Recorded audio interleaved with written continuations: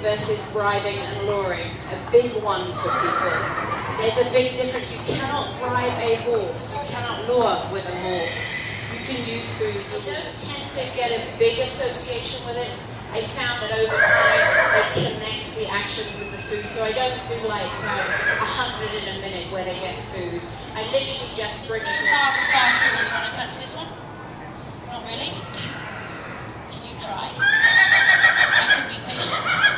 Nice, I'll take that.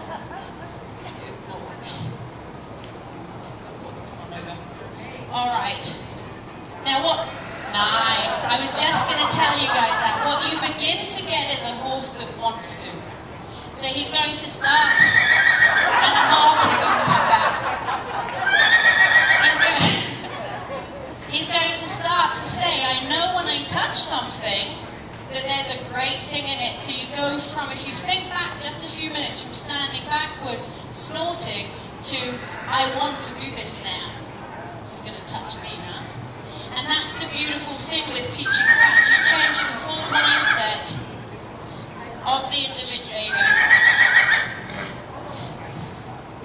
And I like having it. If I didn't have a lane there, I would go and fetch the bucket myself. And the pet space is good to have that.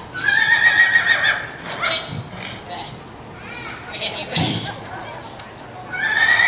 So, can you see his positioning? I'll touch it if I can have the carrots. But it's not how it works. Can you touch it? He's not going to get a carrot this time. I'm telling him before he doesn't do it. Can you touch it? Right.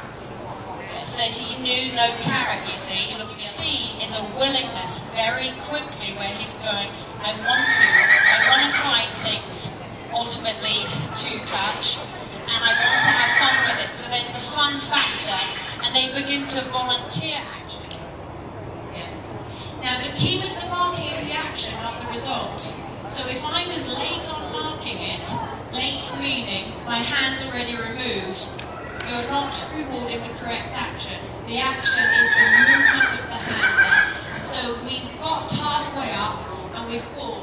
So if we see this as first the connection, the intimacy exercise and shaping, because we're able to hold our hand there, we can still team up and we can bring in this, come up here.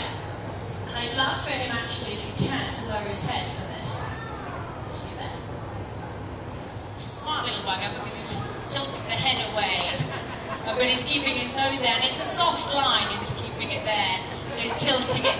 So he's learning that actually standing there is the best thing. I'm going to praise the standing, and those are these questions that as a horsewoman you're always asking yourself is, how much is too much? How much is progress? When do we stop? When do we continue? When you hear yourself say, just one more time, that's when you stop. And that was the note I wanted to finish on. If it takes 2 to 3 hours to rectify 3 years, that's a huge progress. Down a different path like with your horse. So thank you for watching. Done for the day. Thank you.